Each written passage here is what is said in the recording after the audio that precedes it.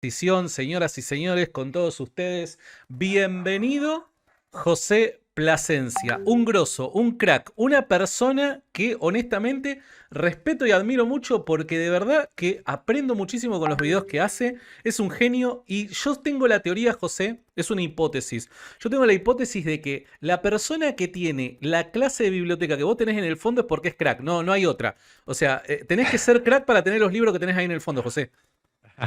Hola, ¿qué tal, Santiago? Gracias por la invitación.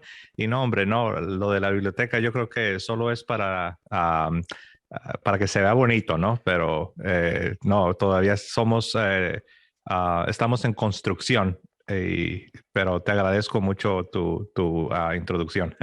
José, a ver, públicamente te lo digo como lo dije en varias oportunidades, hay veces de que te veo ahí en vivo y si tengo la oportunidad me sumo y demás, aprendo muchísimo con lo que vos haces, la verdad es que sos una persona que admiro un montón, que hace un laburo excelente y te agradezco mucho por haber aceptado esta invitación de poder charlar sobre este tema que me parece tan interesante. Así que gracias nuevamente, José, y un abrazo enorme a la distancia también a tu familia, a tu esposa. Gracias, Santiago, muy, muy amable.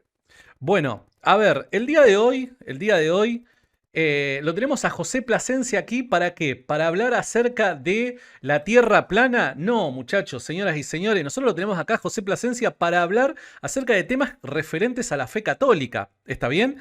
El día de hoy vamos a estar tratando particularmente el caso del canon de las escrituras. A ver, en reiteradas oportunidades hemos hecho varios streams y quizás en solitario dado varias opiniones al respecto, pero me interesa muchísimo saber una persona católica cómo es que defiende su postura con respecto al canon de las escrituras, qué es lo que creen y demás. Y esto me parece que va a ser fantástico, va a ser fabuloso. Y yo le decía a José, y también como ustedes saben, mi intención acá, de la misma manera que cuando vienen protestantes yo intento ser un poco picantón, picante con las preguntas, mi intención acá es ponernos picantes, ¿está bien? Evidentemente, para que nadie diga algo que no es, esto no es un debate. Si fuera un debate, José trapea el piso con mi rostro, ¿se entiende? O sea, lo reconozco.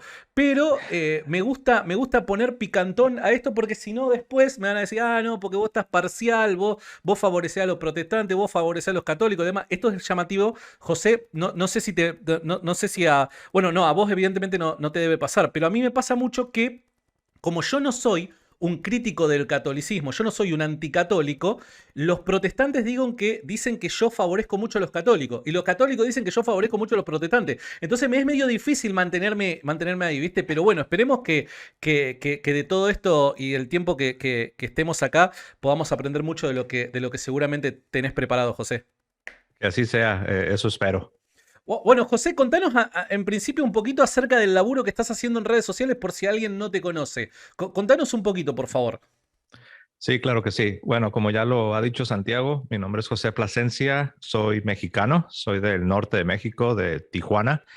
Actualmente radico en los Estados Unidos y aunque fui criado en un hogar católico, digamos católico por tradición, pero realmente nunca llegué a tener las convicciones fuertes de la fe católica por falta de formación.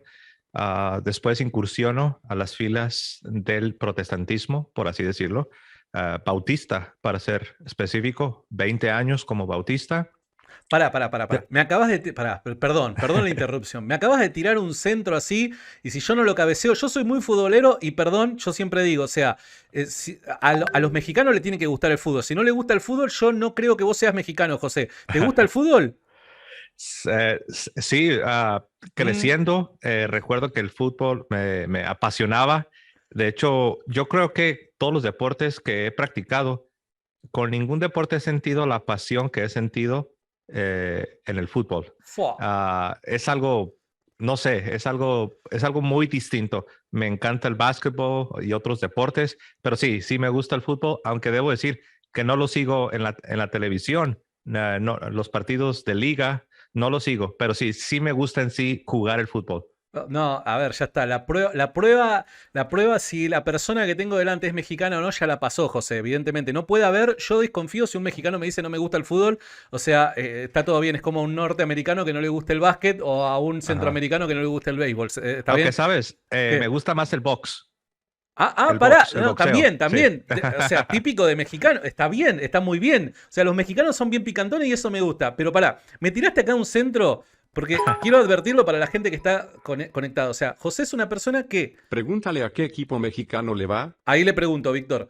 eh, Estamos delante de una persona que durante 20 años fue cristiano protestante, cristiano evangélico. Por ende, si, o sea, él conoce muy bien los dos lados de la vereda, por así llamarlo, ¿no? Conoce muy bien de qué se trata el mundo evangélico, porque si no también puede pasar de que hay personas, por dar un ejemplo, ¿no? Yo siempre suelo decir, soy cuidadoso en cuanto a lo que critico, porque tengo que realmente conocer lo que critico, si no simplemente estoy respondiendo a una agenda, perdón, injustificada, ¿no? Simplemente me estoy dejando llevar por las emociones. Pero José, si de alguna manera critica la religión evangélica, la fe evangélica, no es que se basa en el rumor de lo que le contaron ciertos amigos evangélicos, sino 20 años estuvo en el movimiento evangélico. José, ¿qué fue lo que te hizo cambiar de lugar? Buena pregunta. Fue mi amor a Jesucristo, mi amor a la verdad y mi deseo de estar 100% seguro de que yo estaba donde Jesucristo me quería. Llegué a un punto donde me di cuenta que no era posible que lo que Jesús nos había dejado era un movimiento, a saber, el protestantismo, con miles de ramas y que no importa a cuál pertenezcas, con que seas sincero y seas una persona que ame a Dios en su corazón, que eso era suficiente. Llegué a un punto donde me di cuenta que eso no era suficiente. Yo sabía que era sincero, sabía que amaba a Dios, sabía que tenía un deseo de conocer la verdad, amar la verdad, pero al mismo tiempo también me di cuenta que yo estaba en un micro universo donde había miles de opciones y mi opción, es decir, la bautista, era una más de estas opciones. Entonces yo emprendí esa búsqueda a lo que yo llamaba, yo quería saber cuál era la iglesia histórica. Yo decía, quiero saber cuál es la iglesia histórica y me quiero adherir a ella, permanecer en ella, morirme en ella. Y esa búsqueda a la postre me llevó a la iglesia católica. Me parece muy bueno. De hecho, eso podría ameritar quizás otro encuentro, porque es un tema bastante interesante. De hecho, mucha gente a mí me critica por el hecho de no ser anticatólico, ¿no? Porque parece que el ser protestante o evangélico necesariamente debe hacerte ser un anticatólico o algo por el estilo. Entonces, si vos no tenés una opinión formada negativa sobre el catolicismo, básicamente sos un infiltrado, cosas por el estilo. Cosas medias raras, pero a lo que voy es que a mí me pasó el hecho de que en mi deseo por interiorizarme más en las fuentes más primitivas con el objetivo de poder defender en mejor manera el caso de la resurrección de Jesús, me encontré con un montón de textos, documentos del cristianismo más primitivo que me indican, y en ese momento me indicaron, que ciertas cosas que yo creía como cristiano evangélico les daba por sentadas, evidentemente la iglesia primitiva no las creía así, sino que había ciertas creencias que eran extremadamente similares a la postura católica actual. Y eso al menos a mí me llamó poderosamente la atención. Entonces, nada, quería aclarar esto porque me veo muy reflejado, justamente el mismo camino, el camino histórico, ¿no? Esto no está fundamentado en presupuestos ni nada por el estilo, sino cuando la gente me pregunta, bueno, pero ¿por qué sos tan amigo del catolicismo? Y digo, y porque cuando yo leo la historia y leo muchos textos de los cristianos más primitivos, o sea, ellos parecen tener opiniones formadas muy similares a las que el catolicismo hoy por hoy sostiene, ¿no? Pero más allá de eso, quisiera hacerte una pregunta de alguien que nos está viendo, un amigo, se llama Jonathan Murcia. En broma, con este amigo nosotros decimos que Jonathan Murcia es más reformado que el propio Calvino, así que le mando un abrazo enorme. Dice Jonathan, ¿fue tan estudioso en el protestantismo como lo es en el catolicismo? O sea, durante tus 20 años en las filas protestantes evangélicas, ¿vos estudiabas y eras tan serio en cuanto al exponer ideas de la forma en la que pretendés hacerlo hoy en el catolicismo? Porque si no también la gente puede pensar, bueno, quizás ser una persona, como pasa en muchas iglesias evangélicas, que se dejaba llevar simplemente por lo que dicen ciertos predicadores y nada más, y cuando quizás empezó a estudiar un poquito se volcó para la fe católica, ¿no? Pero vos, o sea, eras ya una persona de estudiar tu fe, conocías realmente los fundamentos del protestantismo como tal, textos de los autores reformados más antiguos y demás, como para tomar esta decisión. Sí, la respuesta definitivamente sería sí. Siempre me gustaba conocer lo que creía. ah, y bueno, tengo en lo que respecta al protestantismo, hice estudios de posgrado. Estaba haciendo una maestría, incluso antes de mi reversión o conversión de regreso al seno de la Iglesia Católica. Estaba yo en un seminario teológico que es el Southern Baptist Theological Seminary en el estado de Kentucky, en los Estados Unidos, donde el presidente de este seminario se llama Albert Mohler. De hecho, los que son de la tradición reformada seguramente reconocen este nombre, Albert Mohler. Y estaba yo haciendo una maestría en divinidades. Antes de eso estuve también cursando otro programa de maestría en la Universidad del Sur de California, donde el presidente es David Jeremiah. No es precisamente reformado, es más, dirían algunos, es más pues no necesariamente arminiano, pero no es tan reformado como el otro, pero sí es muy conocido él, David Jeremiah.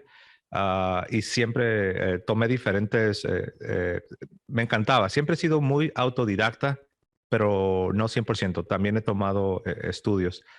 No, yo diría que sí. La respuesta sería sí, sí. Siempre me gustó estar bien enterado, estar bien informado. Y sí, estaba familiarizado con los principales predicadores, con los principales maestros, John MacArthur, R.C. Sproul, John Piper. Pues puedo nombrar de los dos, de los reformados y de los no reformados, también con la literatura del protestantismo histórico, Martín Lutero, Juan Calvino, sabía de Turretin, Bien. y de diferentes reformados, ¿no? Por mencionar algunos, también me gustaba la literatura puritana, que ahora está muy de moda. Sí estaba bien informado, diría yo que sí.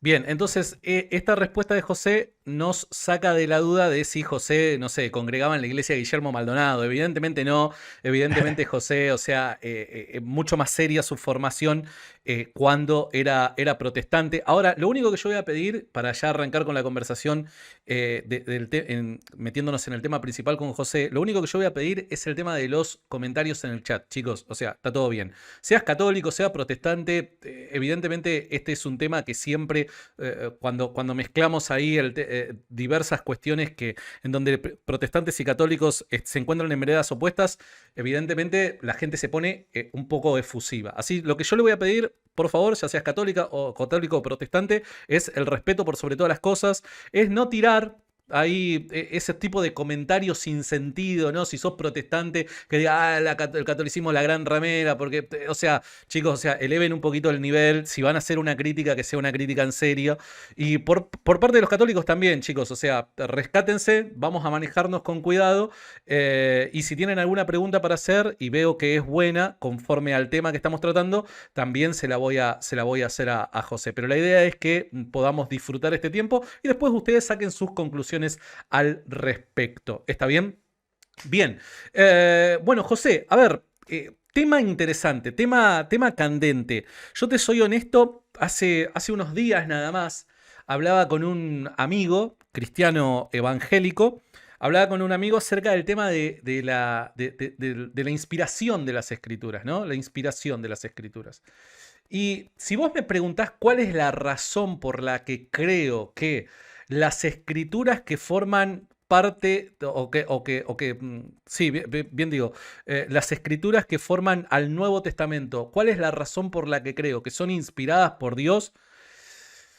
Primero te voy a decir por fe, pero más allá de eso quizás no pueda formular una respuesta. Puedo tratar de construir algún tipo de argumento donde reconozco que va a haber muchos baches, ¿no? Un argumento histórico apelando a las palabras históricas de Jesús y a lo que él advirtió referente a la venida del Espíritu Santo y a cómo los iba a guiar a los apóstoles, ¿no? Entonces podemos presumir que aquellos documentos escritos o respaldados por los apóstoles pueden ser inspirados, pero confieso también de que no es un argumento suficiente. Si vos le buscás la vuelta, encontrás ciertos baches. Vos como católico, José, ¿cuál es la razón por la que creés que el Nuevo Testamento y obviamente los libros que lo componen son inspirados? Yo creo que el Nuevo Testamento, lo que tenemos ahí, que son 27 libros, ah, tengo la convicción de que esos 27 libros en particular son de origen divino, ah, porque la iglesia que Cristo envió a predicar a las naciones, así me lo ha confirmado.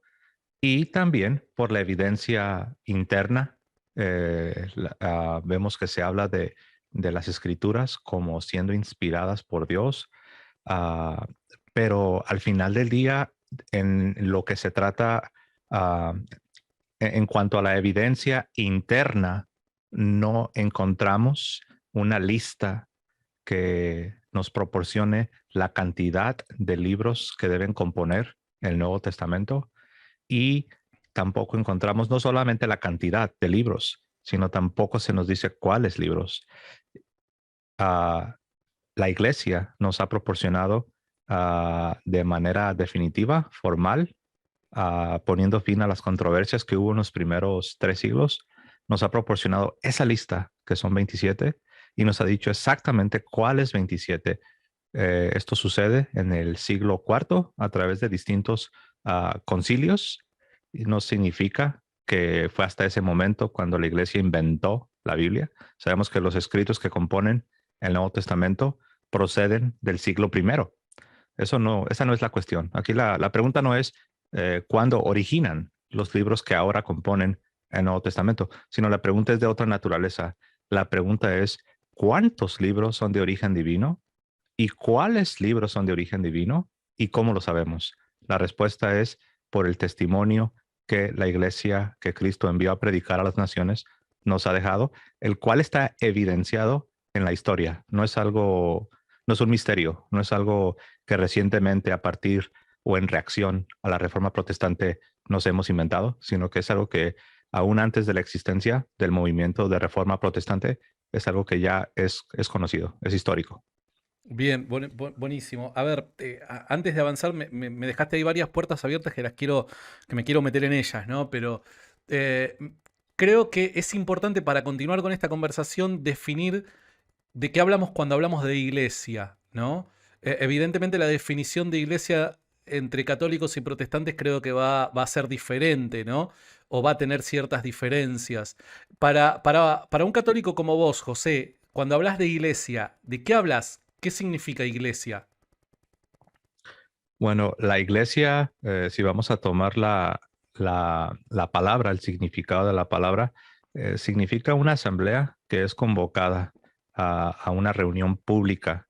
En el contexto religioso, se entiende que es el pueblo que Dios está llamando para venir en una asamblea como pueblo de Dios, ¿no? Ahora, esta iglesia tiene características. Esta iglesia es una, es decir, no podemos hablar de muchas iglesias, sino Ujú, es una sola iglesia. Esta iglesia es católica, es decir, su alcance es universal, ujú. y también el carácter de sus creencias son universales. Entonces tenemos que es el pueblo de Dios que es llamado a salir del mundo y sus vanidades, abandonar el pecado y venir a Cristo. Y esta iglesia tiene características. Es católica, es apostólica, porque reciben la enseñanza de los apóstoles en obediencia a Cristo, y es santa porque su fundador es santo. También porque el Espíritu de Dios mora en esta iglesia. Esta iglesia tiene 2 dimensiones, una dimensión material y una dimensión ah, espiritual. La parte material es cuando decimos que la iglesia es visible, y tiene líderes, tiene ministros, tiene credos, tiene confesiones, tiene rituales, tiene sacramentos.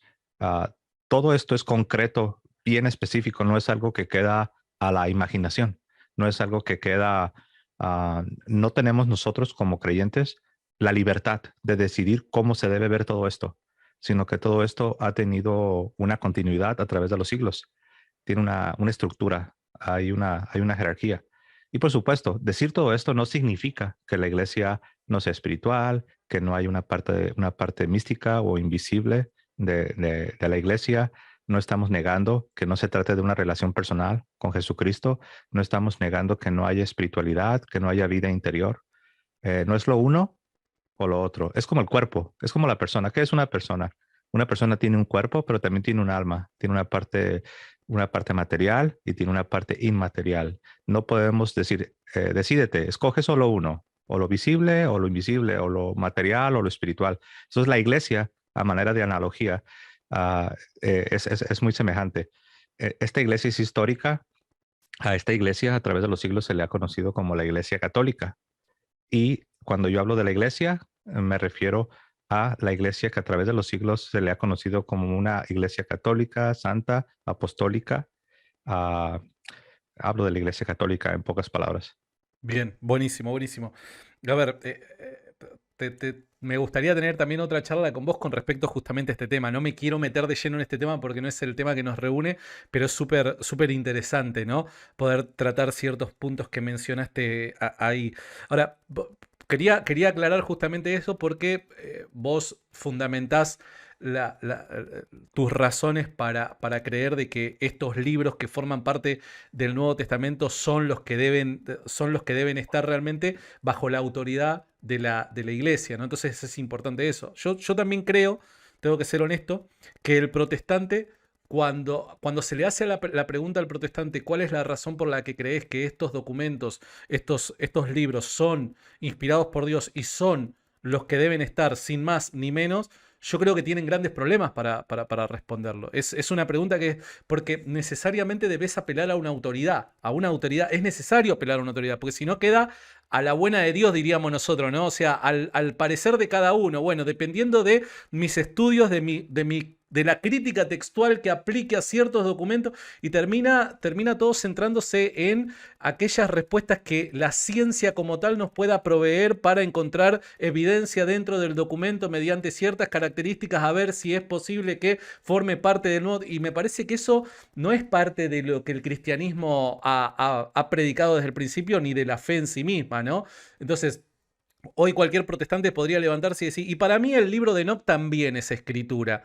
¿Y cuál es la objeción que vos le podrías poner?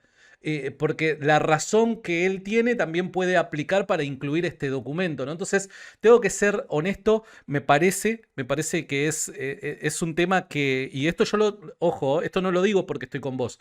El otro día también lo comentaba con un amigo que es evangélico, ¿no? Cuando hablábamos del mismo tema, yo digo, mirá, o sea, yo para responder esto tengo que apelar necesariamente a la fe. Y tenemos que reconocer que la autoridad de la iglesia fue clave a la hora de decidir qué libros sí, qué libros no. Y eso fue los que hemos heredado, ¿no? Ahora, brevemente podrías explicarme un poquito cómo fue ese proceso, brevemente y de forma superficial, ¿no? Entiendo de que antes del Concilio de Nicea hubieron discusiones acerca de si se incluyen o no se incluyen ciertos libros, ¿no? Habían otros, podemos decir un 80-85% del canon del Nuevo Testamento, que nadie lo discutía, que todos estaban completamente de acuerdo, pero habían algunos que otros libros que sí se discutían, algunos quedaron fuera, otros quedaron dentro. ¿Nos podrías comentar brevemente, de forma superficial, cómo fue ese proceso de selección? Sí, brevemente, ¿no? Y a muy grandes rasgos. Antes de que la iglesia se definiera, antes de que la iglesia de manera oficial, de manera formal, por medio de los concilios del siglo IV, antes de estas decisiones, antes de esta decisión que toma la iglesia, ya había listas, porque algunos se confunden. Cuando escuchan que uno dice que fue en el siglo IV que la iglesia definió de manera oficial la lista de los libros inspirados, algunas veces tratan de objetar diciendo que antes de estos concilios ya habían aparecido algunas listas lo cual es cierto, y lo uno no invalida lo otro. A través de los siglos, siglo II, siglo III, ah, tenemos listas, tenemos documentos que nos proporcionan ciertas listas. Pero estas listas, una de dos, o son incompletas o algunas ocasiones incluyen algún escrito que se trata de un escrito amado por la iglesia que tradicionalmente se ha leído en las comunidades cristianas. Sin embargo, no procedía de inspiración divina. Es decir, a pesar de que era muy querido, muy amado, muy usado entre los cristianos, no era de origen divino. Entonces, eh, esto también generó que en diferentes regiones del mundo cristiano tuviesen algunas dudas y algunas veces o se quisiese incluir en la perdón, en la lista de libros, en la lista de libros inspirados, libros que eran buenos, pero no eran de origen divino, o algunas veces libros que sí eran de origen divino, los querían sacar de la lista o de la colección de libros sagrados. Entonces, las controversias fueron creciendo, no en todo el mundo cristiano, pero en ciertas regiones, particularmente en el norte de África, en los concilios del norte de África, con San Agustín, incluso San Agustín de Hipona, se hicieron algunos concilios regionales para ponerle fin a una controversia que estaba creciendo en el norte del África. Viene a la mente el concilio de Hipona en el año 393, el cual estuvo presidido por San Agustín de Hipona. Algunos dicen, no, pero este concilio fue regional, no fue un concilio ecuménico. Lo que se les olvida a los que hacen esta observación es que aunque ciertamente fue un concilio regional por obvias razones, porque la controversia no era universal, sino que la controversia era en el norte del África, lo que se les olvida es que una vez que llegaron a las conclusiones de este concilio, que dicho sea de paso, llegaron a una lista de 73 libros, que hasta el día de hoy aparece en las Biblias católicas. Una vez que obtuvieron los resultados, dejaron por escrito una redacción, la cual dice, y aquí parafraseo, la cual dice que debían enviar los resultados a la iglesia que está más allá del océano, refiriéndose en este caso a la iglesia de Roma, para recibir aprobación o en su defecto, pues algunas observaciones. Y la enviaron a la iglesia de Roma, obviamente con el sucesor de Pedro, sucesor de San Pedro, y esta lista de 73 libros recibió la aprobación. Esto es en el concilio de Hipona en el año 393. Anteriormente a esta controversia, en el concilio de Roma, en el 382, ya se había también dado la misma lista de libros, que son 73 libros, que repito, hasta el día de hoy aparecen en las Biblias católicas. Algunos quieren decir que como estos dos concilios no eran de carácter universal, es decir, no eran concilios ecuménicos, que eso significa que pueden ser rechazados. Eso es un gran error, porque repito, recibieron la aprobación del sucesor de Pedro, del Papa. Entonces, fueron regionales porque las controversias eran regionales. Después, no me quiero adelantar, pero después en el siglo XVI, la controversia ya no era de carácter, no era de una región pequeña, sino esto creció a nivel mundial, desde la perspectiva de Europa. Por eso el concilio tuvo que ser un concilio ecuménico y se volvería a confirmar la misma lista. Básicamente, ¿no? Aquí me voy a detener. Es buena respuesta, buena respuesta, me gustó, me gustó. Ahora, tiraste, me parece que es el fósforo que enciende la caldera, ¿no? Que tiene que ver con la cantidad de libros. Y ahí, a ver, en el Nuevo Testamento estamos todos completamente de acuerdo, somos la familia Ingalls, nos podemos tomar todo de la mano, pero cuando hablamos del Antiguo Testamento y metemos ahí los deuterocanónicos o como quieras llamarle, ahí es en donde se abre la puerta a la controversia, ¿no? Y me gustaría meterme un poquito en ese tema.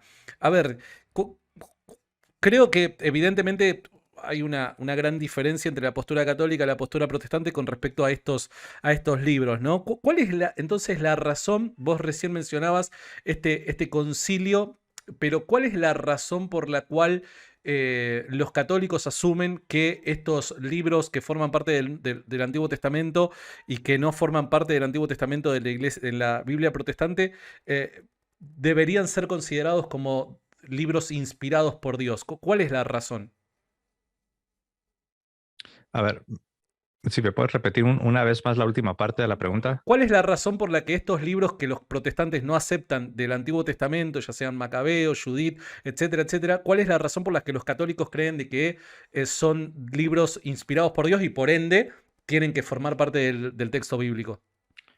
Sí, bueno, esa es una excelente pregunta, ¿no? Y aquí yo quiero traer a la mesa algo que a menudo lo pasamos por alto, porque como tú bien mencionaste, Santiago, católicos y protestantes estamos de acuerdo en cuanto al Nuevo Testamento. Estamos de acuerdo que son 27 libros, pero la pregunta que pocas veces se hace es la siguiente: ¿y por qué? ¿Por qué estamos de acuerdo? Mm. ¿Por qué los protestantes aceptan 27? ¿En qué se basan? ¿Por qué no 37? ¿Por qué no 17? Bueno, ¿puedo intentar responder eso? Sí, claro. A ver, yo lo que diría, y reitero, porque como te lo dije al principio, me parece que es una respuesta que deja sus baches, no lo niego, ¿no? Pero yo creo que son los únicos documentos que puede, de una u otra manera, demostrarse que tienen una conexión con los apóstoles, ya sean porque ellos sean los autores o ya sean porque discípulos directos de ellos, con la aprobación de ellos, lo han escrito, ¿no? Entonces, comparando estos documentos con los que han quedado fuera, creo que evidentemente tienen ventaja. Tienen ventaja. Estos sobre los otros tienen ventaja. Entonces, yo creo estar justificado en creer, bajo esas premisas, que los que forman parte del Nuevo Testamento son aquellos que deben formar parte del Nuevo Testamento. Ajá. No sé si Oh, pude responder, se entendió mi respuesta. sí, entonces ahora si vamos a medir estos comentarios que hemos hecho a la luz de los primeros 3 siglos de controversia, porque recordemos que en los primeros 3 siglos teníamos controversia. Ahora, algo importante, esta controversia no era exclusiva del Antiguo Testamento, no era exclusiva a los libros disputados del Antiguo Testamento. Esta controversia también incluía libros disputados del Nuevo Testamento. Es decir, si nosotros podemos llegar a un punto donde aceptamos que en los primeros 3 siglos hubo controversia sobre algunos libros y de ahí la frase libros disputados, ah, en cuanto al Antiguo Testamento, pero también en cuanto al Nuevo Testamento. Ahora, lo que tú dices, eso es cierto, ¿no? Porque sabemos que estos libros o son de los apóstoles o de los asociados de los apóstoles y tenían aceptación virtualmente universal, por así decirlo. Sin embargo, había regiones que rechazaban algunos libros. Se llegó a rechazar la carta a los hebreos. Otras regiones llegaron a rechazar el Apocalipsis, también la segunda de Pedro, la carta de Judas. Y había controversia. Entonces, ¿cómo podemos saber que Apocalipsis verdaderamente 100% sin lugar a dudas es de origen divino? ¿Cómo podemos saber que la carta a los hebreos verdaderamente es de origen divino? Entonces, la respuesta histórica a esta pregunta es que la iglesia le puso fin a esa controversia cuando definió el Nuevo Testamento. Y de ahí sale ese número mágico, por así decirlo. Me refiero al número 27. Son 27, porque la iglesia así lo confirmó desde el siglo IV. Ahora, Entiendo. volviendo a tu Sí. pregunta, ¿no? Tú me preguntabas sobre el Antiguo Testamento, ¿verdad? Sí, Que sí, son... un segundito, Ujú. antes de meternos ya de lleno ahí, me quiero quedar un cachito acá, si me lo permitís, José. Em, Ahora, bien, entiendo de que, y reitero, yo creo de que es necesario esa autoridad que ponga fin al debate, porque si no este debate es de nunca terminar y siempre como cristianos vamos a estar caminando en un pantano, ¿se entiende? Nos vamos a estancar y nos vamos a empezar a hundir si no hay una autoridad que diga, muchacho, esto es lo que hay que creer y se terminó la discusión. Evidentemente yo te doy ese punto, ¿no? Pero digo, Bueno, pero la iglesia para tomar esa decisión, ¿en qué se basa? ¿En fe simplemente? ¿O aquellos que discutieron estas cosas apelaron a una tradición antigua que te proporcione información correcta acerca de estos documentos y basados en esa información estuvieron justificados en decir, bueno, pese a que ciertas comunidades no están de acuerdo con esto que estamos mencionando es verdadero porque tenemos buenas razones para creer que es cierto? Entonces, es por eso que no sé, tomamos esta postura y estos 27 libros son los 27 libros que van a conformar el Nuevo Testamento. ¿Cuál es la razón por la cual la iglesia ¿cómo es? Aprueba estos 27 documentos? Sí, ahí está lo que tú decías al principio, ¿no? Entra lo que es la catolicidad, es decir, que estos libros hayan tenido, hablando de manera general, hayan tenido aceptación en todas las iglesias del mundo cristiano. La apostolicidad, que tiene que ver con, ya sea que son escritos que fueron de autoría apostólica o de sus asociados. Am, Esas fueron las principales, ¿eh? Las principales. Ah, pero ah, sobre lo que tú comentabas, ¿no?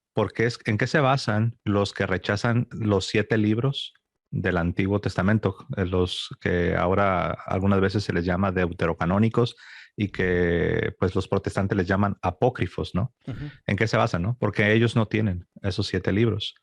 Y esa es la razón por la que yo traía a colación el Nuevo Testamento, porque es curioso.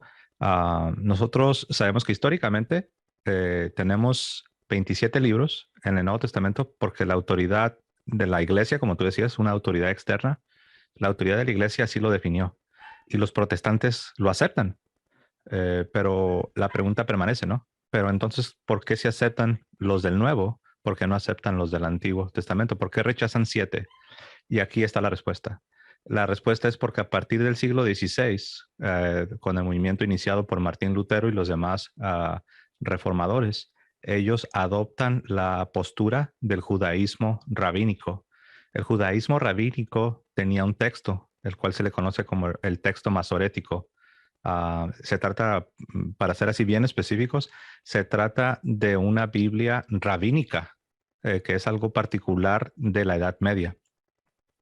Esta Biblia rabínica, este texto masorético, que algunas veces se le llama la Biblia hebrea, solamente contiene 24 libros en el orden judío y Ujú. en la forma de organizar protestante serían 39. Entonces, en el siglo XVI, Martín Lutero y sus seguidores adoptan el texto del judaísmo rabínico, que solamente son 39 y dicen estos 7 libros que los rabinos no aceptan, estos 7 libros que el judaísmo rabínico no contempla en su Biblia, no los vamos a aceptar. Y los excluyeron al principio, los separaron en una sección, después a la postre, pues los eliminaron y fueron desarrollando la tradición de llamarles apócrifos, los libros apócrifos, que son 7 y del lado católico, algunas veces para identificarlos, se les llama deuterocanónicos. Pero históricamente hablando, más allá de la opinión del judaísmo rabínico, esos 7 libros siempre han estado ahí como parte de esa colección de los cristianos. Y dicho sea de paso, no lo dije, del lado del Nuevo Testamento también había otros 7 libros que eran disputados, por así decirlo. También hay libros deuterocanónicos en el Nuevo Testamento, pero nuestros queridos hermanos protestantes sí los aceptan, pero ya cuando llegan al Antiguo Testamento ya no los aceptan. O sea, aceptan la autoridad de la iglesia en cuanto al Nuevo, pero en cuanto al Antiguo Testamento, ya no. Yo veo, con todo respeto, yo veo una inconsistencia. Entiendo, entiendo. A ver, con respecto al Antiguo Testamento particularmente, ¿no? La Biblia que usaban Jesús y los apóstoles, básicamente, ¿no? Ujú. Em, la Biblia que usaban Jesús y los apóstoles, ¿no es la misma Biblia que usaba Josefo, por dar un ejemplo? Bueno, no, la respuesta sería no, A ver. porque Josefo en sus escritos, él nos habla de una lista, que era la lista que tenían por así decirlo, los descendientes de los fariseos, y es una lista él menciona 22, él no menciona 24, él habla de 22, pero cuando uno va ya no tanto al judaísmo, sino más bien cuando uno va a la iglesia primitiva, te vas a encontrar que ellos no utilizan esa lista. Ellos están utilizando una traducción de las escrituras del Antiguo Testamento al griego. A esa traducción se le conoce como la Septuaginta.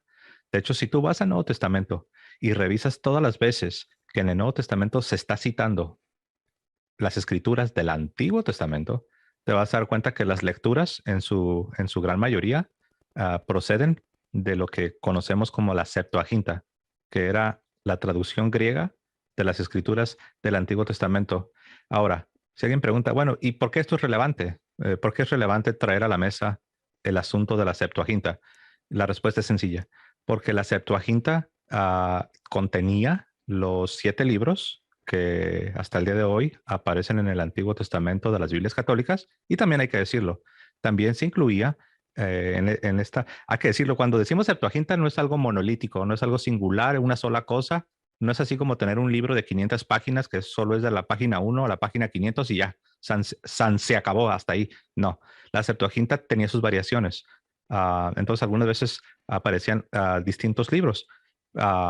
Pero el punto principal es que los 7 libros en cuestión, los 7 libros de la controversia en cuanto al Antiguo Testamento, siempre aparecían en esta traducción al griego que llamamos la Septuaginta, de la cual los apóstoles citan cuando escriben el Nuevo Testamento, están citando de esta colección, de esta traducción al griego que llamamos la Septuaginta, no de algún texto rabínico, no del texto de los judíos, por así decirlo. Podemos decir entonces, o estoy equivocado, que en el tiempo de Jesús, en la zona que anduvo Jesús ejerciendo su ministerio y también así los primeros apóstoles, los judíos tenían 2 canon del Antiguo Testamento. Lo que sí podemos decir con toda seguridad es que en el tiempo de Jesús y de los apóstoles no existía la idea o la noción de un canon de la Biblia. No había un canon cerrado, por así decirlo. Sería anacrónico que nosotros en el año 2022 pensásemos que el judaísmo del primer siglo, incluyendo los cristianos que estaban en el seno del judaísmo, sería anacrónico pensar que en el siglo primero ya tenían la idea o la noción de un canon cerrado. No hay evidencias históricas que confirmen esa afirmación, y lo digo no solo porque soy católico, incluso los estudiosos del lado protestante lo reconocen de esa manera, que en el siglo primero y siglo II no hay evidencias para afirmar que ya había un canon judío cerrado como lo conocemos el día de hoy. Entiendo. O sea que cuando Jesús o los apóstoles, para sostener su predicación, sus ideas, sus creencias, citaban la escritura, esta mención, la escritura, para las personas que rodeaban a los apóstoles y a Jesús, era un tanto ambigua, porque dependiendo de quién fuese, cuáles libros son parte de la escritura y cuáles no. ¿O estoy equivocado? Sí, típicamente cuando se habla de la escritura, o está escrito, la famosa frase, ¿no? Está escrito.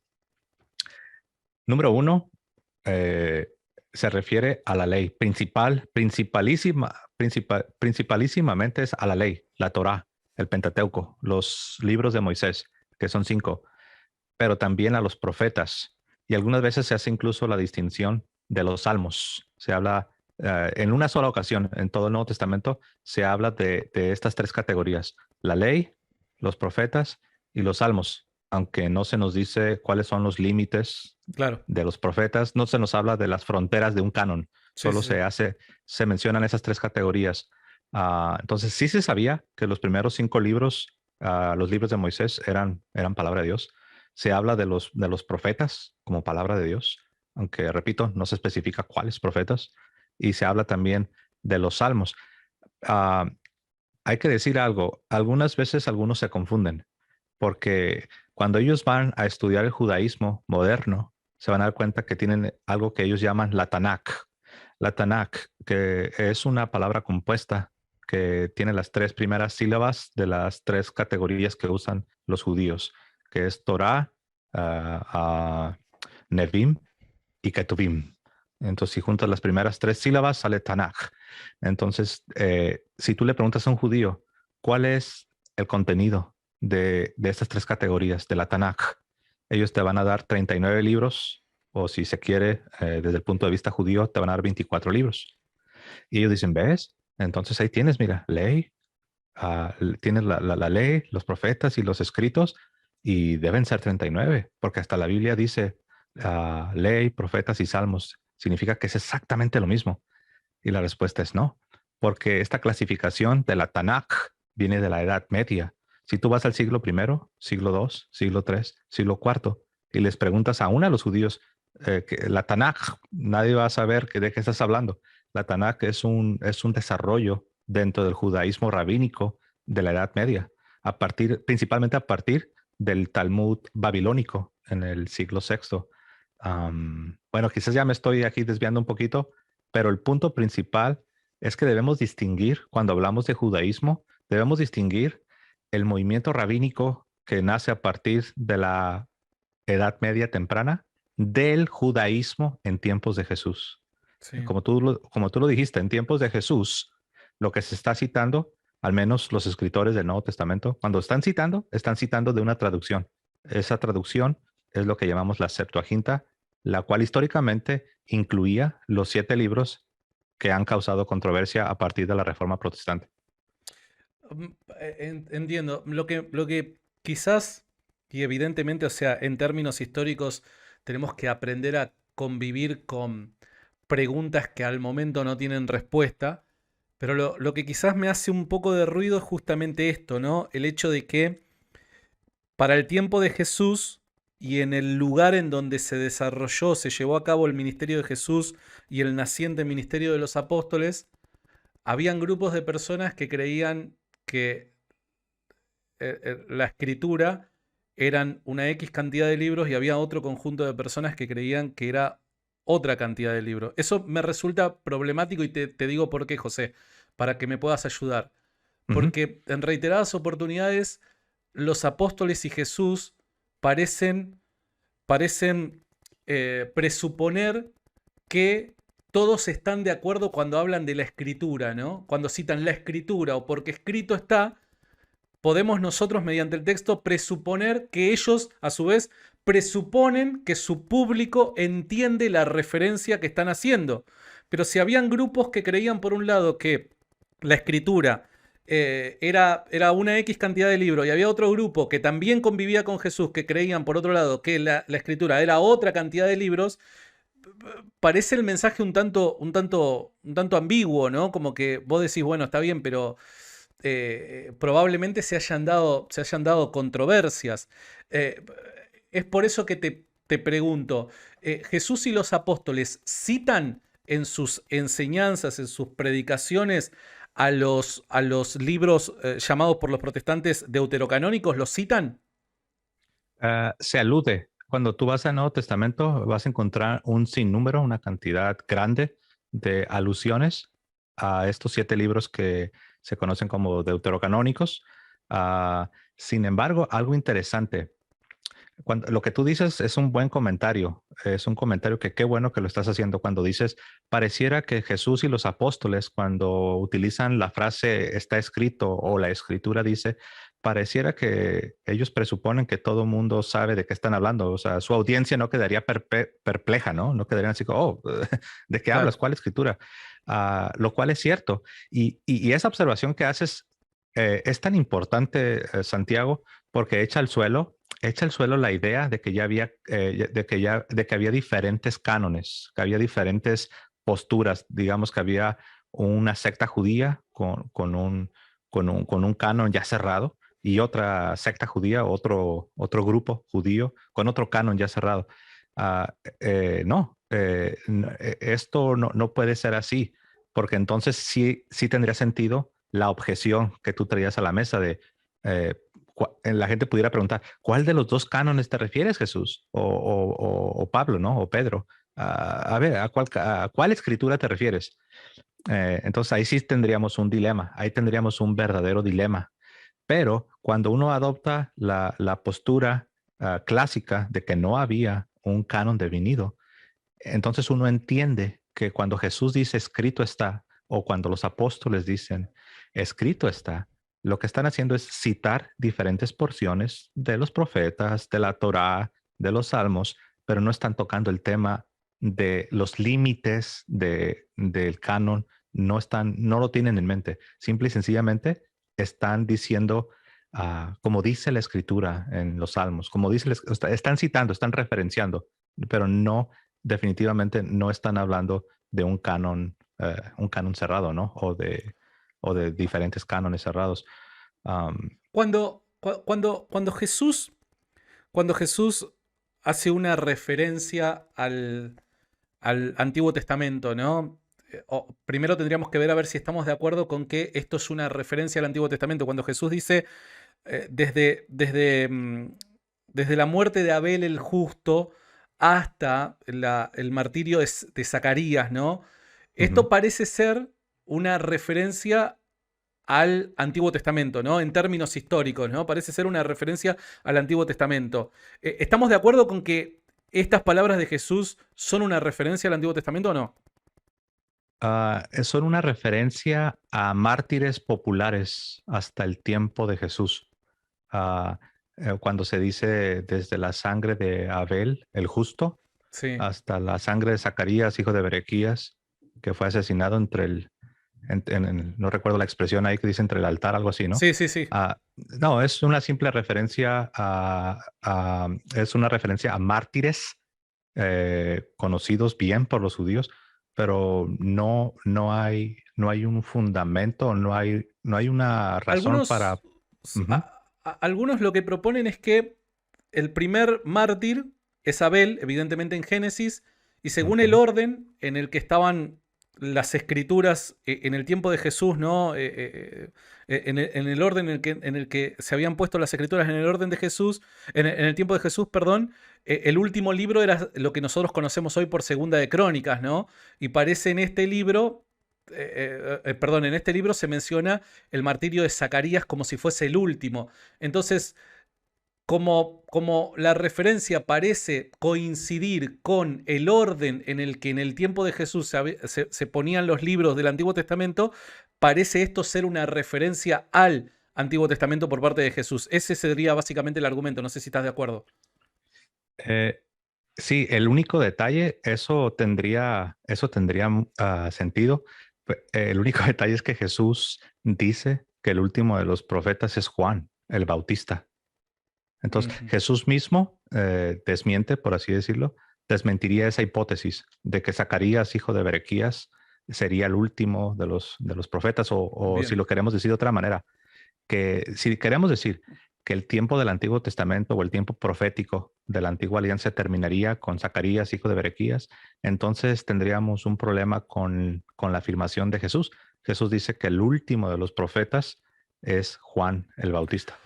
Pero en realidad eso no me juega a favor a mí porque digo, es cierto lo que vos decís, el último de los profetas del Antiguo Testamento es Juan el Bautista, pero el hecho de que obvíe a Juan el Bautista no puede ser por la razón de que esta mención es el último libro del Antiguo Testamento. ¿No jugaría también a favor mío eso? Y por otro lado, para no interrumpirte en tu respuesta, digo, vos recién mencionabas de que esto puede ser una referencia a los mártires más conocidos primero o uno de los últimos y demás, ¿no? Y digo, si para ese entonces, por dar un ejemplo, los escritos de los macabeos eran textos utilizados y que se consideraban inspirados, ¿por qué lo sucedido a los macabeos no aparecería en esta descripción de Jesús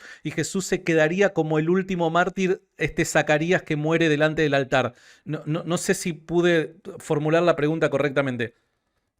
Sí, una posibilidad, y creo que es una posibilidad muy plausible, sería que Jesús tiene en mente a individuos que no solamente murieron, digamos que a causa de, o sea, no solamente Jesús no está citando a cualquier persona que se le viene a la mente, sino que Jesús está citando a personas que fueron piadosas. De hecho, él dice Abel el justo, si no me equivoco, sí utiliza esa descripción, no sé si la estoy confundiendo con Hebreos. Hay un pasaje de Hebreos donde se habla también de la sangre de Abel, Sí. ¿verdad? Entonces, a lo que voy es que Jesús está hablando de individuos que tuvieron un buen testimonio, como se dice también, que murieron en olor de santidad. Los macabeos se trata de una revolución. No estoy diciendo que no fueron héroes, no estoy diciendo que no pudieron ser personas piadosas, pero es distinto. Ya estamos hablando de un movimiento más de carácter social que tiene que ver con la religión, pero Jesús está aquí hablando de individuos concretos que fueron martirizados y que, de acuerdo al contexto, fueron personas de una santidad remarcable, ¿no? Am, pero aquí el punto, el punto que yo decía, que no podemos pensar que el tiempo profético o la ley y los profetas llegan hasta Zacarías, hijo de Berequías, porque Jesús, y aquí cito textualmente a Jesús, Jesús dijo esto: la ley y los profetas eran hasta Juan. Entonces, es interesante que algunas veces se quiere usar la frase la ley y los profetas para hablar del canon. Pero es interesante que si vamos a usar la frase ley y profetas para hablar del canon del Antiguo Testamento, tenemos que ser consistentes. Y aquí Jesús usa la misma frase. Dice, la ley y los profetas eran hasta Juan.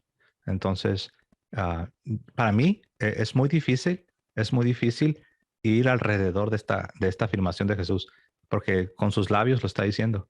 La ley y los profetas eran hasta Juan.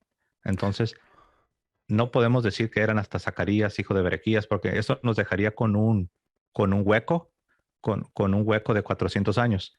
De hecho, lo que estoy diciendo es tan real que del lado protestante han desarrollado una teoría que la llaman la teoría de los 400 años de Justo, silencio. justo Ujú. eso, ahí me quería meter, ¿no? En el famoso 400 años de silencio. Entonces, entiendo que vos estás en desacuerdo con esos 400 años de silencio, ¿verdad? Ujú. Ah, Sí, ah, sí, sí estoy muy en desacuerdo porque el verbo de Dios encarnado dice que la ley y los profetas eran hasta Juan.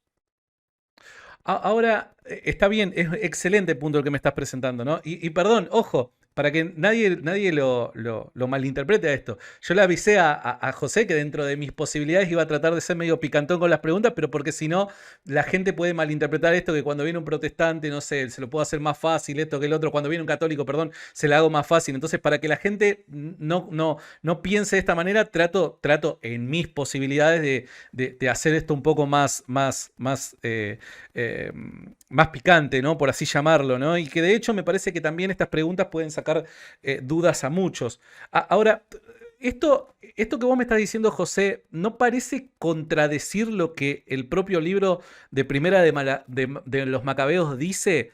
Por dar un ejemplo, en el capítulo 4 de la Primera de los Macabeos y en el capítulo 9 parecen mencionar de forma explícita que no había profetas para su tiempo, ¿no? Parece indicar estos dos capítulos que hay una ausencia de una voz profética para el tiempo de estos. ¿Esto no coincide con la hipótesis de los 400 años de silencio? La respuesta sería no, porque parte de la naturaleza del profetismo es que no es ininterrumpido. Entender el profetismo como un movimiento ininterrumpido, donde constantemente tenga que haber un profeta para cada década o para cada generación, es tener un concepto del profetismo equivocado. Entonces, tanto del lado protestante como del lado católico, se entiende que el profetismo no es un fenómeno ininterrumpido, sino que, por decirlo así, uh, tuvo sus lagunas. Hubo generaciones donde no había un profeta en el sentido estricto, aunque palabra de Dios siempre ha estado presente. Pero no, en otras palabras, no se requiere o no es necesario tener profetas de manera ininterrumpida para creer en lo que es en el profetismo bíblico. Ahora, sí, perdón. sí, de aquí a los 400 años del silencio, pues sí hay una gran diferencia, sobre todo porque creer esa teoría de los 400 años de silencio no solo es creer algo novedoso, sino también es creer algo que es contrario a la afirmación de Jesús, ¿no? Cuando dice que la ley y los profetas eran hasta Juan. Estoy completamente de acuerdo con lo que vos acabás de describir con respecto a la aparición de la voz profética, ¿no? Ahora, ¿esta laguna no pudo haber sido durante 400 años? Pregunto, durante ese periodo de tiempo, desde el último de los profetas que aparece según, vamos a basarnos en esto, simplemente, si me permitís, vamos a basarnos en lo que los protestantes creen que es el canon del Antiguo Testamento, ¿no? Entonces, desde la aparición del último profeta, creo que fue Malaquías, si yo no me equivoco, ¿no? Desde la aparición del último profeta hasta la aparición de Juan el Bautista, ¿cuáles fueron los profetas que durante esos 400 años aparecieron para afirmar que no hubo 400 años de silencio? Bueno, es que la teoría de los 400 años del silencio no es, no propone que no hubo un individuo que haya dicho así dice el Señor, así ha dicho Jehová. Eso no es lo que propone. Esa teoría de los 400 años del silencio lo que propone es que no se escribieron libros con inspiración divina. Y esto lo podemos entender cuando nosotros estudiamos la naturaleza del Nuevo Testamento. Si nos ponemos a pensar, no todos los libros del Nuevo Testamento dicen así, dice el Señor, o nosotros no creemos que todos los autores humanos del Nuevo Testamento eran profetas en el sentido estricto. Ahora sí, regresando a los 400 años del silencio, no se propone que no hubo profetas en el sentido estricto como individuos usados por Dios de una manera muy especial. No, sino lo que se propone es mucho más amplio. Se propone que no hubo inspiración divina para entregar al pueblo literatura inspirada, como son los macabeos, y si hablamos de la sabiduría, el libro de la sabiduría de Ben Sirach, el libro de la sabiduría siempre me confundo, hay dos libros que a los dos se les llama la sabiduría. Está el libro de Tobías, también libros históricos. Por ejemplo, los católicos no creemos que los libros de los macabeos son libros proféticos. Sí reconocemos que hay distinción, pero sí creemos que son de inspiración divina. En otras palabras, no todo lo que es de inspiración divina tiene que ser profético, tiene que ser profetismo, por así decirlo. Un ejemplo puede ser el libro de Esther, ¿no? Uh-huh. Exacto, de hecho. Que ahí ni siquiera o sea, no hay un así dice el Señor, ¿no? No, ni siquiera se menciona la palabra Dios. Totalmente, totalmente. Ni siquiera se menciona la palabra Dios y cuál es la razón por la que fue incluido ese libro, ¿no? Entonces, si nosotros aplicáramos estos criterios que parecen ser los necesarios para identificar un documento inspirado por el Espíritu Santo, otros que forman parte del canon del Antiguo Testamento en el mundo protestante deberían ser descartados, como lo es en el caso de Esther, ¿no? Sí, y sabes, qué bueno que estás tocando ese punto, Santiago. Hace un momento lo iba a decir, pero se me escapó, pero ahora lo recuerdo. Algunas veces se dice, Santiago, que los libros deuterocanónicos, que son los 7 libros que sí están en el Antiguo Testamento católico, pero no en el protestante, algunas veces se quiere usar como argumento en contra de los 7 libros deuterocanónicos el hecho de que no son citados de manera textual por Jesús o los apóstoles. Pero si vamos a usar esa misma forma de pensar, entonces tendríamos que rechazar 14 libros, lo repito, tendríamos que rechazar 14 libros que los protestantes sí aceptan en su Antiguo Testamento. porque son 14 libros de los libros que están en el Antiguo Testamento que sí aceptan nuestros hermanos, los protestantes. Ah, 14 libros nunca se citan. Jesús y los apóstoles jamás citaron, como tú lo mencionas, Esther o el Cantar de los Cantares. Ah, y no tengo aquí la lista de los 14 libros, pero son 14 los libros que jamás los citó Jesús y jamás los citaron los apóstoles. Fantástico, sí, sí, tenés toda la razón, ¿no? Ahora, también hay otro problema que me lo mencionaron, y ahora sí, chicos, aquellos que quieran hacer preguntas con respecto a este tema en el chat, por favor, si me las quieren ir dejando, las voy a ir tomando en la medida que considere que son apropiadas. Me decían en el chat algo que yo lo iba a mencionar en algún momento de la charla, ¿no? Y tiene que ver con ciertas menciones que en la historia de la iglesia se han hecho y que parecen indicar que no todos estaban de acuerdo con darle el mismo valor, atribuirle el mismo valor a los deuterocanónicos que a los demás textos del Antiguo Testamento, ¿no? Parecen, a ver si yo no me equivoco, Jerónimo es uno que deja en claro, ¿no? De que no debe considerarse, no debe ponerse estos libros al mismo nivel que los demás, ¿no? Si fuese tan obvia esa creencia en la historia de la iglesia, ¿no? Hasta la aparición de Lutero, si fuera tan obvia, ¿por qué es que hay algunos individuos que parecen dejar en claro que no creían que estos libros tuviesen que ponerse a la altura de los demás? Ujú. Sí, en el caso particular de Jerónimo, de San Jerónimo, es que él fue directamente a Palestina para aprender el hebreo directamente de los rabinos judíos. En otras palabras, él fue al corazón del judaísmo rabínico con el propósito expreso de aprender el hebreo para llevar a cabo la tarea que le comisionó el Papa San Dámaso, que era traducir las escrituras a latín, que ya había traducciones a latín, pero no eran de la mejor calidad, porque los traductores no habían tenido ni el tiempo ni los recursos para hacer una traducción tan excelsa como la que haría San Jerónimo. Entonces, cuando él pasa varios años en Palestina aprendiendo la lengua hebrea, en el, como lo dije, en el corazón del judaísmo rabínico, él aprende la postura, que hasta el día de hoy es la misma,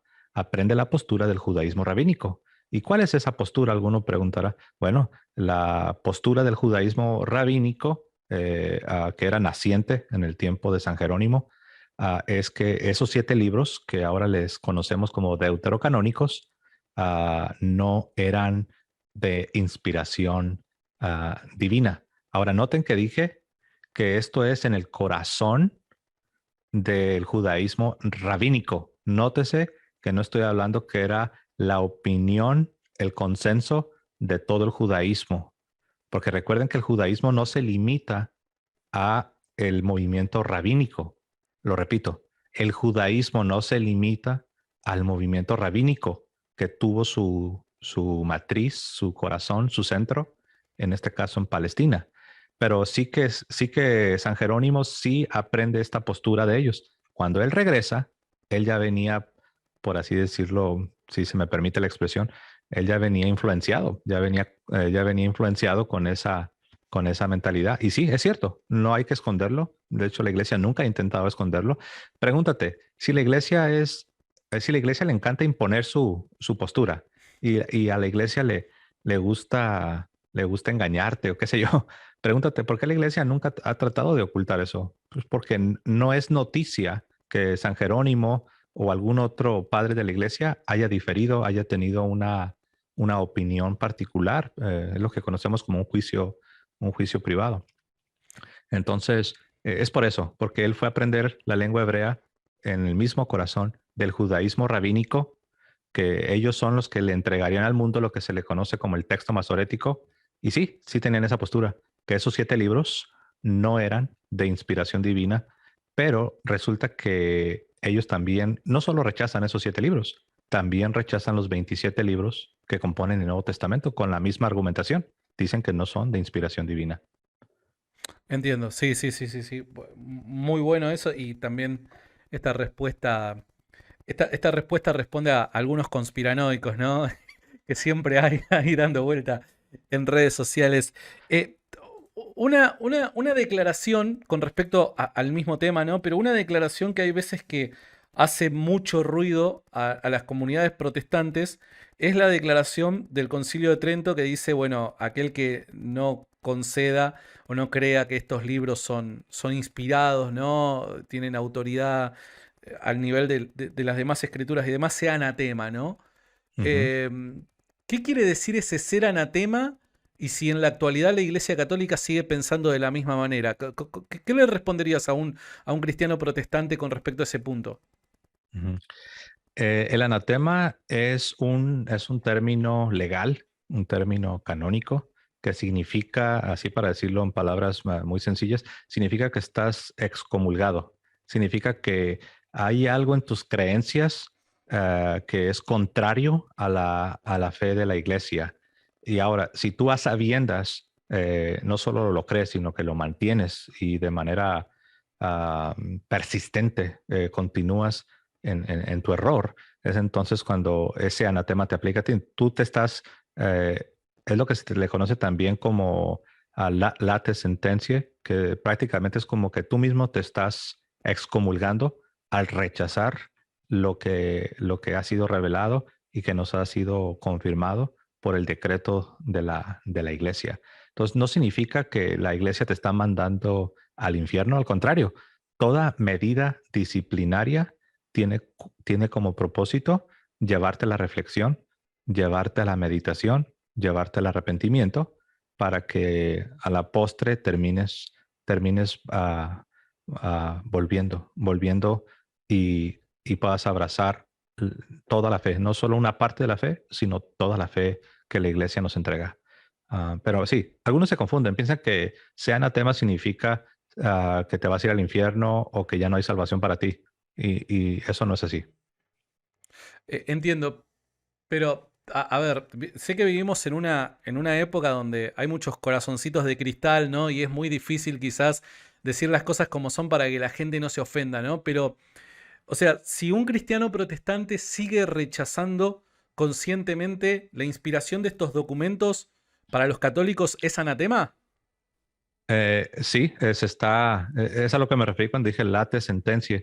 Sí, En otras palabras, no necesitas recibir una carta del Vaticano claro. haciéndote saber de un proceso formal donde se te va a llevar a juicio para que te declaren formalmente un hereje.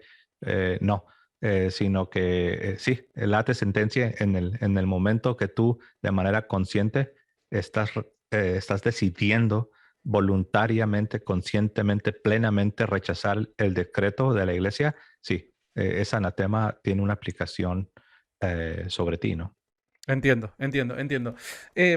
Estaba leyendo un libro estos días que no sé por qué, porque soy un Bobby nada más, no lo traje en esta oportunidad. Estaba leyendo un libro muy interesante, chiquitito, católico, sobre el tema de la crítica textual y el Nuevo Testamento, el canon del Nuevo Testamento, ¿no? Ujú. Y ahí mencionaba como que, a ver, cuando digo estos últimos años, no me refiero a hace 5 o 6 años atrás, sino me refiero a estas últimas décadas, ¿no? Pero en comparación al tiempo de existencia de la iglesia, evidentemente son estos últimos años, ¿no? Estos últimos años parece que la iglesia católica es como que está, a ver, y corregime si utilizo los términos inadecuados, ¿no? Está como más abierta a que los laicos puedan de alguna manera estudiar el canon del Nuevo Testamento o la Biblia mediante las herramientas que proporciona la crítica textual y no necesariamente deben de forma irracional, por así llamarlo, ¿no? Aceptar todo lo que se les diga por parte de la autoridad de la iglesia, ¿no? ¿Es esto cierto? ¿Por qué pregunto? Porque también acá un amigo me preguntaba en el chat si cuál es el método exegético que utilizan los católicos para interpretar lo que dice un texto bíblico, ¿no? Los católicos como tal hoy por hoy están abiertos a aplicar las técnicas desarrolladas por la crítica textual para su exégesis. Ujú. Sí, mientras no sean contrarias a la fe de la iglesia mientras no sean contrarias a la tradición de los apóstoles. Sí, los teólogos dentro de la Iglesia Católica han recibido permiso expreso para echar mano de las herramientas de las ciencias que se relacionan con el estudio de la Sagrada Escritura, pero todo esto al margen de no ir en contra de lo que es la misma Sagrada Escritura, lo que es la tradición apostólica, lo que es la fe de la iglesia. Ahora, cuando digo la fe de la iglesia, ahí entran también lo que la iglesia ha definido de manera formal a través de los siglos. Por ejemplo, si yo soy un teólogo católico y digo, ok, tengo permiso de mi iglesia para echar mano de las ciencias que se relacionan con el estudio de la Biblia, entonces vamos a hacerlo. Y si yo llego a una conclusión, y esta conclusión es contraria a lo que se definió en el Concilio de Nicea sobre la divinidad de nuestro Señor Jesucristo. Entonces, aunque yo diga que me estoy apoyando en las ciencias bíblicas, aunque yo diga que me estoy apoyando en la buena exégesis, pero estoy llegando a una conclusión que es contraria a lo que la Iglesia ha definido en sus concilios, entonces yo estoy en un problema. O como dijo un teólogo protestante muy famoso que ya murió, ya falleció, se llamaba R.C. Sproul, dijo, si tú estás creyendo algo que, si estás creyendo algo que es algo novedoso y que no ha sido conocido por los cristianos a través de los siglos, lo más seguro es que seas tú el que estás mal. Entonces sí se permite, en pocas palabras, sí se permite echar mano de las ciencias bíblicas, pero todo esto a la luz de ser fieles a la fe de la iglesia, a la tradición apostólica y a las mismas Sagradas Escrituras. Ahora entiendo, ¿no? Entiendo el planteo, pero esto de alguna manera no te limita, o sea, no limita al exégeta, porque en definitiva, a ver, yo si me pongo en el papel del escéptico digo, ok, es como que, bueno, te dejo ir a jugar a la calle, pero sin que vayas a la calle, ¿no? O sea, es como que te estoy diciendo, bueno, está bien, te doy libertad en aplicar todas las herramientas de la crítica textual para que hagas tu estudio.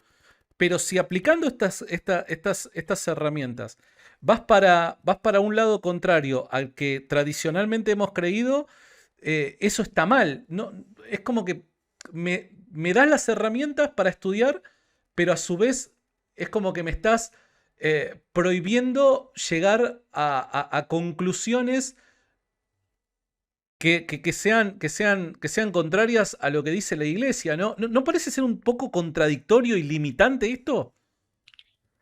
Lo sería si no existiese la noción de revelación divina. Por Ok. ejemplo, imaginemos por un momento que no existe tal cosa, ¿no? Que no existe la idea de una revelación divina. Si no existiese la revelación divina y aún así se nos quisiese imponer esas restricciones, entonces sí, sería, por decirlo así, sería una injusticia. Porque la pregunta obligada sería, ¿y por qué? ¿Quién lo dice? ¿Por qué me pones estas restricciones? ¿Quién te crees tú? ¿Con qué autoridad? ¿Quién te ha delegado esta autoridad para que quieras ponerme esos límites, esas fronteras Mm. en mis investigaciones? Gracias a Dios que ese no es el caso. Gracias a Dios que sí existe lo que conocemos como la revelación divina, la cual guía y orienta al estudioso, guía y orienta al cristiano que ama la verdad, pero también ama el estudio y la profundización de lo que es nuestra fe. Entonces no lo restringen, sino que lo guían, lo orientan, lo iluminan, porque recordemos que Efesios 4:11, San Pablo le dice a los efesios que estos maestros, hablando de apóstoles, profetas, evangelistas, pastores y maestros, tienen no solo el propósito de perfeccionarnos, como dice Efesios 4:11, sino también como dice en el verso 13, también ellos nos protegen de ser arrastrados, dice que para que ya no seamos arrastrados por todo viento de doctrina, nos protegen. Es una es un vallado que Dios ha puesto, un cerco que Dios ha puesto en derredor nuestro, porque somos Mm. ovejas que necesitan ser protegidas también. Muy buena respuesta. Me quedo ahí con un comentario que puso Norberto recién. ¿Dónde es más libre el tren? ¿Dentro de de las vías o fuera de ellas? Me pareció copado y te lo voy a robar, Norbert. Em, claro, a ver, yo entiendo y ojo, te hago esta pregunta simplemente porque son preguntas que la gente haría, pero yo estoy completamente de acuerdo en que, a ver, acá lo que se tiene que discutir, que después espero que te hayas sentido cómodo, José, y puedas acompañarnos en otra oportunidad, acá lo que de fondo tenemos que discutir es, bueno, el tema de la autoridad de la iglesia, ¿no? ¿Cuál es la autoridad de la iglesia? Porque, a ver, esto creo que ninguna persona que piense un toquecito va a estar en desacuerdo con que sí, realmente hay una autoridad dada por Dios a la iglesia y en ella y ella se sostiene mediante la guía, inspiración del Espíritu Santo. Evidentemente las conclusiones a las que haya llegado en la iglesia, aún sin la crítica textual, deben ser verdad, necesariamente verdad. ¿Se entiende? Es como cuando nosotros, creo que este problema también, y hay veces que somos un poco, ¿cómo decirlo?, injustos, ¿no? Y estamos un poco sesgados. Porque este es el mismo problema que tenemos en la defensa histórica, perdón, en la doctrina de la inerrancia de las escrituras. Es exactamente el mismo problema. ¿Por qué? Porque evidentemente si nosotros solamente aplicamos las herramientas de la crítica textual a el Nuevo Testamento particularmente, vamos a encontrar ciertos problemas y aparentes contradicciones y cosas por el estilo. Ahora, nosotros asumimos de que las escrituras son inspiradas por Dios, por ende deben ser inerrantes, pero a la luz de la ciencia moderna, evidentemente parecen haber ciertos problemas. Ahora, ¿cuál es nuestra postura? Nuestra postura es el descanso en la fe. Bueno, nosotros tenemos fe en que las escrituras son inspiradas por Dios. Por ende, pese a que en la actualidad yo no pueda proveer una respuesta o una solución a este problema aparente, descanso en que seguramente debe haber esta solución al problema y en el debido momento, si Dios lo desea, nos lo proporcionará, ¿no? Pero en definitiva siempre apelamos a la fe. En este caso me parece que es exactamente lo mismo con la iglesia, ¿no? Si yo tengo fe en que la iglesia tiene autoridad, pese a que pueden llegar a ver a la luz de la crítica moderna ciertos problemas aparentes, yo puedo descansar en que la iglesia, a fin de cuentas, guiada por el Espíritu Santo, va a proporcionarme las respuestas que aún la crítica textual no, no puede responder, ¿no? Me parece que hay veces que somos un tanto sesgados, porque por un lado, cuando es la defensa de las escrituras y la inerrancia, bueno, descansamos en la fe. Pero por otro lado, cuando es un tema católico y tiene que ver con la autoridad de la iglesia y demás, medio como que, bueno, no, ahí ya tenemos que ser más críticos y cosas por el estilo, ¿no? Eso me parece un tanto injusto, tengo que ser honesto. No sé qué te parece a vos, José. Sí, así es. Es que como alguien, como alguien lo ha dicho, ¿no? Y debo decirlo, eh, el, hablando de hablando de esta controversia, ¿no? Me refiero a la Iglesia Católica por un lado y el movimiento protestante en el otro lado. ah, Alguien ha dicho que el problema aquí, el problema del protestantismo como movimiento, es un problema de autoridad. No existe realmente una autoridad genuina en el movimiento de reforma protestante, Totalmente. porque una de las características de la autoridad genuina en la cual, como decías tú, en la cual podemos descansar, una de esas características es que esta autoridad debe tener facultad para hablar infaliblemente. ¿Qué quiere decir esto? ¿A mí de qué me sirve que me entregues un conjunto de verdades y al mismo tiempo me digas que estas verdades son falibles?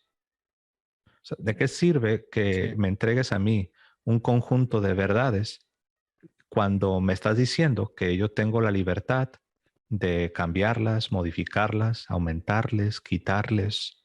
Y eso es precisamente lo que se le ha entregado al movimiento de reforma protestante. Credos, confesiones, pero son credos y confesiones, son creencias que pueden ser cambiadas, modificadas, se les aumenta, se les quita. Y esa es la respuesta al por qué existen tantas denominaciones en el movimiento de la Reforma Protestante, porque se carece de la autoridad legítima, la cual nos proporciona creencias infalibles.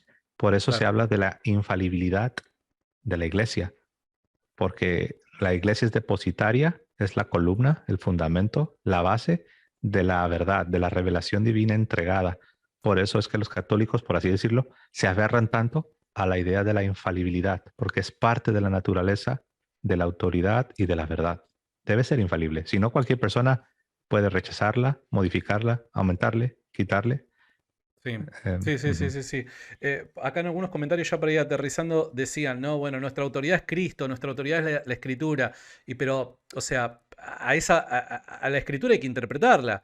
Y nosotros conocemos, o sea, nosotros conocemos de Cristo, los evangélicos, los protestantes, mediante la Escritura. Si se rechaza la tradición, solamente el único camino que te queda es la Escritura.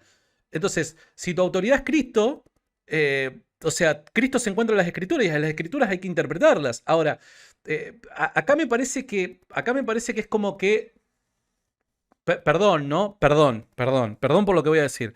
Pero acá es como que ante la ausencia de una necesaria autoridad, como en el caso católico se le proporciona a la Iglesia, esa misma autoridad se lo damos a la ciencia moderna, a la crítica textual. ¿Por qué digo esto? Porque, por dar un ejemplo, una frase que la verdad es que me disgusta demasiado es esa frase, los reformados vivimos reformándonos o cosas por el estilo, ¿no? Entonces, como que el protestante está destinado a vivir en la esperanza de que en algún momento voy a poder llegar a conocer mejor de qué se trata la doctrina cristiana, el cristianismo, a Cristo y demás, pero dependo necesariamente de las herramientas, las técnicas que me proporcione la ciencia para yo poder conocer más a Cristo. Esto me parece que es un gran problema porque ya no dependo de la institución de la iglesia, sino que dependo de la técnica, dependo de la ciencia para saber a ver qué es lo que originalmente los autores dijeron acerca de quién es Cristo, qué predicaba Cristo y demás. Esto es depositar la fe en otro lado. Bueno, está bien, no tenés la fe en la iglesia, pero la tenés en la ciencia. Y esto me parece demasiado racionalista, una postura demasiado racionalista que no coincide con la fe cristiana. La fe cristiana es racional, te permite ir caminando, te permite caminar de la mano la fe y la razón, sí, pero no es racionalista. Y yo creo que cuando se caen este tipo de premisas, se vuelve de alguna manera racionalista. Esperamos que nuestra fe sea algo que la técnica pueda explicarla, ¿no? Que la ciencia pueda explicarlo. Y es como que, bueno, los protestantes nunca vamos a poder caminar en un terreno sólido.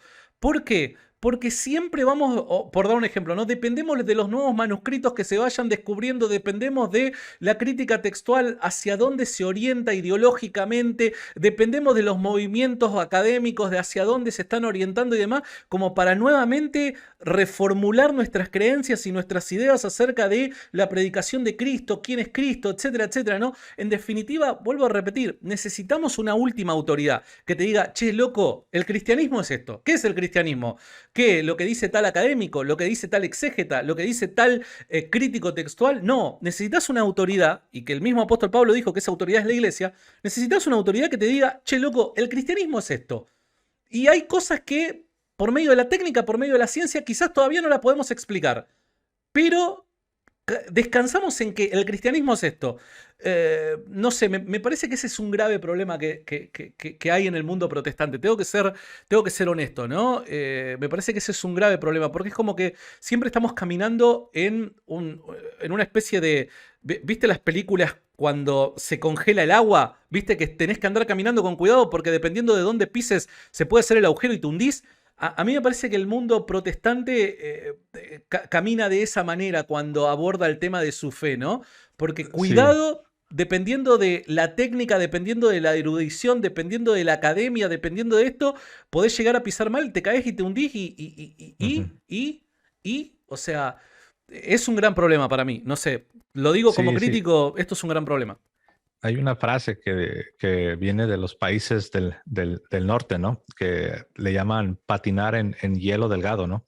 Ya ves que se usa mucho en los países del norte ir a patinar en las pistas de hielo, pero se vuelve un peligro cuando estás patinando en hielo delgado. En cualquier momento te hundes. No hay estabilidad. Y ese es un problema de rechazar la autoridad de la iglesia y solamente fundamentarte en las ciencias bíblicas y en los teólogos, en los desarrollos de los teólogos. El problema es que tu fe se vuelve una fe cambiante, porque no siempre se está supuestamente avanzando y avanzando y avanzando.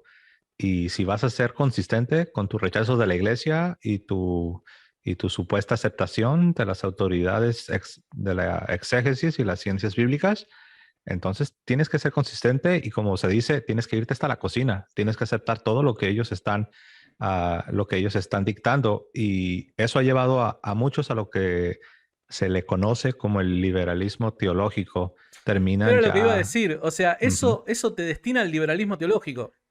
Exacto, sí, sí, y a muchos los ha llevado a rechazar verdades fundamentales de la fe cristiana que tanto católicos como protestantes aceptamos.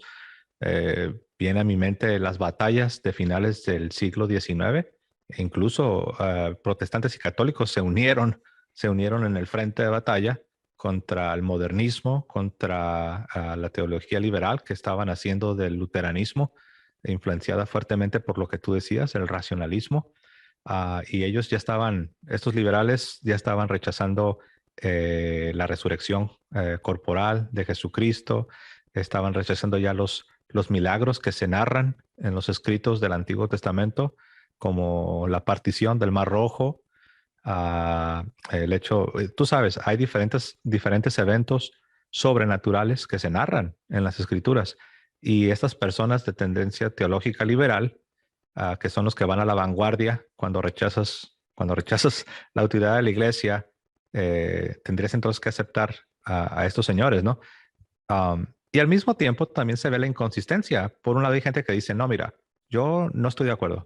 Yo no puedo aceptar la autoridad de la iglesia católica, pero al mismo tiempo tampoco aceptan toda la autoridad de estos líderes de la academia, de la alta crítica. ¿Y qué es lo que sucede? Que entonces se hacen a sí mismos, estas personas que no aceptan ni a la iglesia, pero tampoco aceptan la autoridad de estos señores, entonces se hacen a sí mismos Su propia como autoridad. si, su propia autoridad, encerrándose en un subjetivismo. Totalmente. Y eso es bien peligroso, porque ese subjetivismo es una de las características que ha llevado a muchos a lo que llamamos las sectas peligrosas. Ya me refiero de los que se van a extremos, pero sí es peligroso encerrarte en ti mismo, ten cuidado. Sí, sí, sí, sí, sí, sí. Sí, sí, evidentemente hay un problema, esto yo siempre lo digo, ¿no?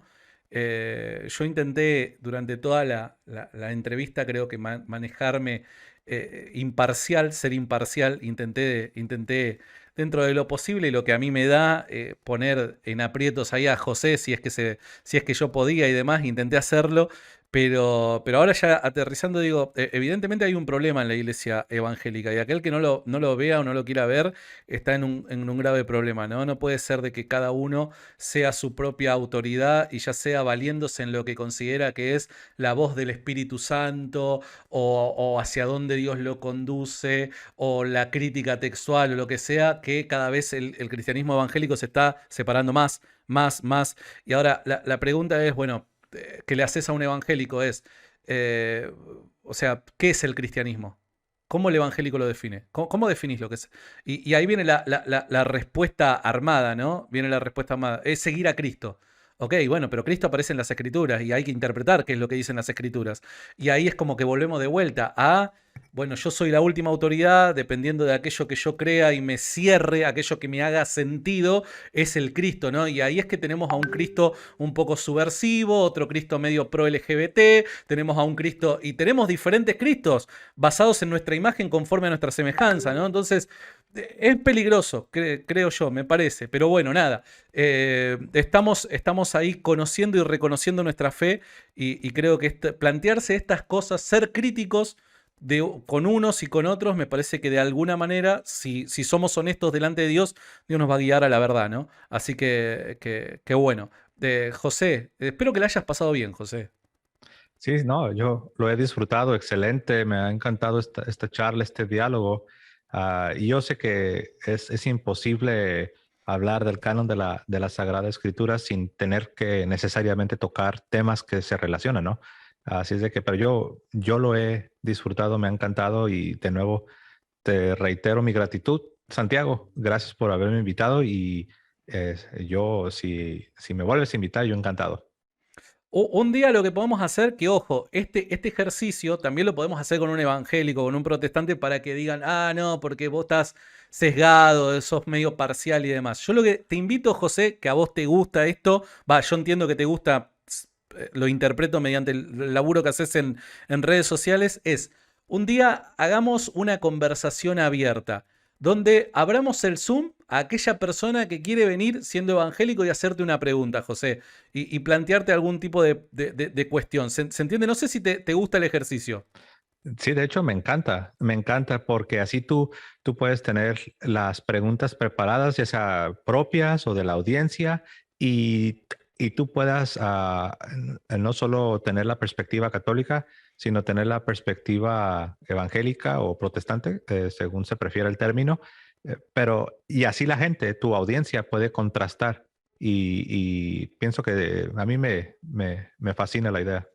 Bien, buenísimo. Entonces, quedamos así. Vamos a ver cuándo podemos hacer esto con José para que todos aquellos que tengan preguntas u objeciones a lo que diga José puedan entrar brevemente, siempre y cuando nos manejemos bajo el marco del respeto, sino al toque bañado, pero y así poder interactuar. Y también lo podemos hacer trayendo, evidentemente, un protestante en otro momento, no cruzándolo con José para que esto no sea un debate uno contra uno, sino también haciéndolo con un protestante y que los católicos puedan salir en vivo y decir, che, loco, a ver, esta idea tampoco no me cierra. ¿Se entiende? Me parece una buena forma de expresar ideas y de juntos poder, conocer la verdad. José, te agradezco un montón, mi amigo. Gracias, Santiago. Un abrazo. Te mando un abrazo enorme y para la gente que vea este video grabado en YouTube, en la descripción de este video y en el comentario fijado se van a encontrar con el canal de YouTube de José. Un abrazo enorme, José. Chao.